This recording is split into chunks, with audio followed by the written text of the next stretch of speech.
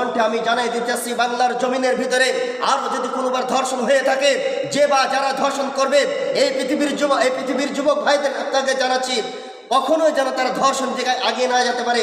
তাদের যেখানেই পাবেন সেখানে তাদের কতলের কাছে পৌঁছাই দিতে, কথা ঠিক না বাটে? আলহামদুলিল্লাহি ওয়াহদা ওয়াসসালাতু ওয়াসসালামু আলা মান লা নাবিয়্যা বা'দা। ফাউযু বিল্লাহি মিনাশ শাইতানির রাজীম। বিসমিল্লাহির রহমানির রহিম। الزانية والزاني فاجلدوا كل واحد منهم 100 جلدة. قال تعالى: ولا تقربوا الزنا إن الله فاحش.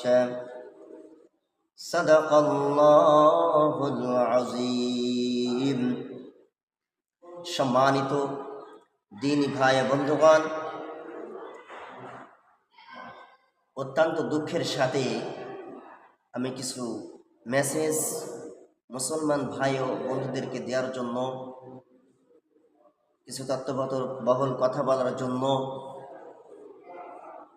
আসলাম। আমাদের আসলে কোরআন না মানার কিছু ফল এই দুনিয়া আমরা দেখতে পাচ্ছি। সবচেয়ে দুঃখজনক বিষয় হলো, এই বাংলার জমিনে যারা ধর্ষণকারী ব্যক্তি এখনো বেঁচে আছে, কথা ঠিক না বাটি? তাদের বাঁচার কোনো এই বাংলার জন্য অধিকার নেই।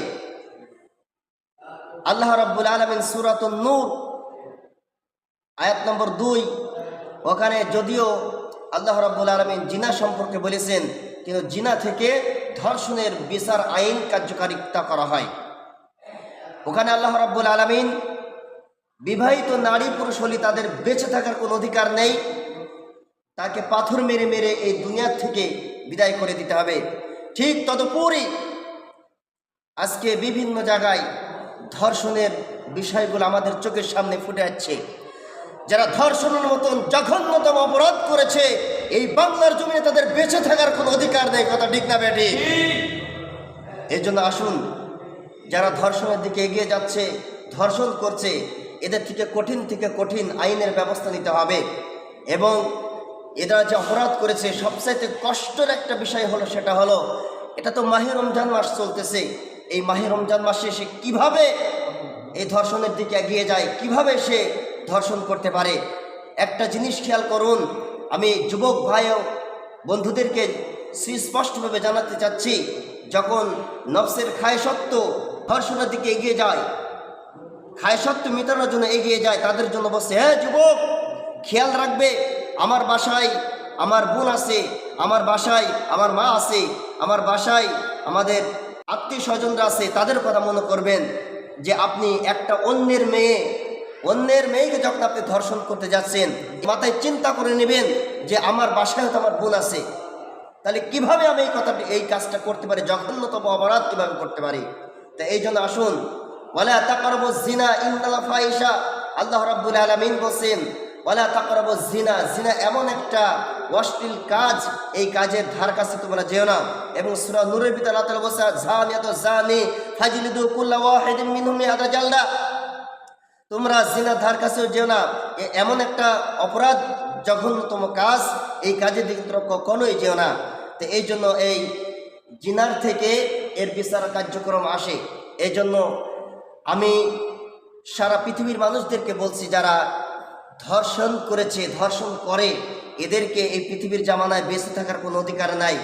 এই জন্য অতি দ্রুত আমরা যারা সরকার অধীনে আছি, তাদেরকে আমি জানাচ্ছি, তারা যাতে অতি শীঘ্রই এই ধর্ষণের যেই আইনটা আছে, এটার উপরে কার্যকারিতা নিয়ে এসে, বিশেষ করে ধর্ষণ যারা করে, কোরআনের আইন অনুযায়ী ওই লোকটাকে ফাঁসির দণ্ডিত করে সারা পৃথিবীর লক্ষ্যে দেখান, একদিনের মধ্যে ধর্ষণ বন্ধ হয়ে যাবে, কথা ঠিক না ঠিক? তো সম্মানিত দিনী ভাই বন্ধুগণ, আমার এই কথাগুলো বিশেষ করে আমল করার চেষ্টা করবেন, এবং আমরা যেন সাবধানে থাকতে পারি, সাবধানতা অবলম্বন করতে পারি, সেই তৌফিক আল্লাহ রাব্বুল আলামিন আমাদের সকলকে দান করুক। সকলে বলি আল্লাহুম্মা আমিন। আর নিজ কণ্ঠে আমি জানাই দিতেছি, বাংলার জমিনের ভিতরে আরও যদি কোনোবার ধর্ষণ হয়ে থাকে, যে বা যারা ধর্ষণ করবে, এই পৃথিবীর যুবক ভাইদের আপনাকে জানাচ্ছি, কখনোই যেন তারা ধর্ষণ দিকে আগিয়ে না যেতে পারে। তাদের যেখানেই পাবেন সেখানে তাদের কতলের কাছে পৌঁছাই দিতে, কথা ঠিক না বাটে? আসুন ভাই বন্ধুগণ, আমার দুঃখ লেগেছে, কষ্ট লেগেছে এই কথাটা বলতে, যে আমরা ধর্ষণ দিকে আগে যাচ্ছি কেন এই যুবক ভাই?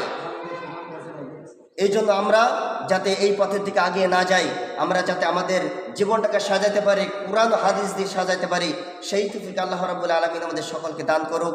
সকলে বলি আল্লাহুম্মা আমিন।